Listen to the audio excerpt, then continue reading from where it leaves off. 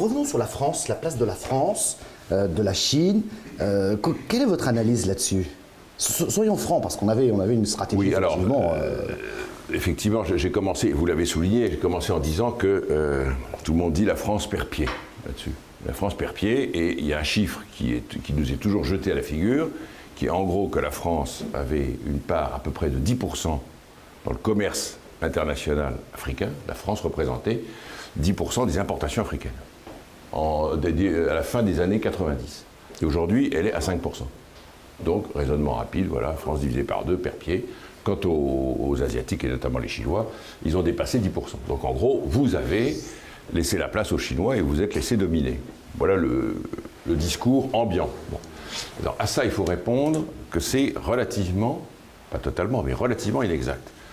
D'abord parce que, alors que la France, en proportion, passe de 10 à 5%, en valeur absolue, ses exportations ont augmenté. Bon, ça, c'est déjà une première réponse. Ça veut donc dire que le gâteau, si je puis m'exprimer ainsi, a cru plus vite que la part de la France. Mais la France n'a pas perdu pied, c'est exagéré. Et surtout, la deuxième réponse, qui est la plus importante, c'est que les caractéristiques ou les traits de l'activité française en Afrique, ils se traduisent d'abord et avant tout par des implantations locales. Ça, c'est une caractéristique des entreprises françaises. Les entreprises françaises, quand elles travaillent en Afrique, elles s'implantent. Elles jouent des filiales, elles achètent des affaires et elles s'implantent sur place. D'abord parce que les secteurs où elles travaillent le nécessitent, mais aussi parce que c'est un peu dans notre ADN, en gros.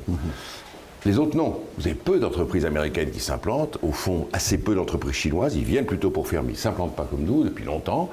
Nous avons beaucoup d'adhérents ou de membres qui sont là depuis plus d'un siècle en Afrique.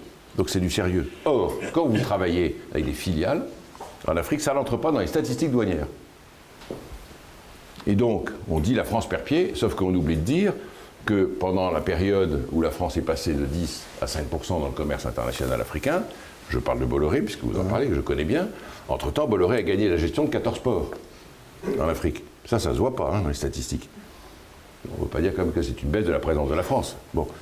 Deuxièmement, quand Lafarge, qui maintenant n'est plus français, mais enfin il l'était au moment de mon raisonnement, donc vous m'excuserez ça, quand Lafarge ouvre une usine de ciment en Algérie, avant elle exportait son ciment, ça rentrait dans les statistiques. Elle ouvre l'usine, elle exporte plus de ciment, ça fait baisser les statistiques. Ah, la France perd pied. Vous rigolez. Elle a au contraire gagné des parts de marché.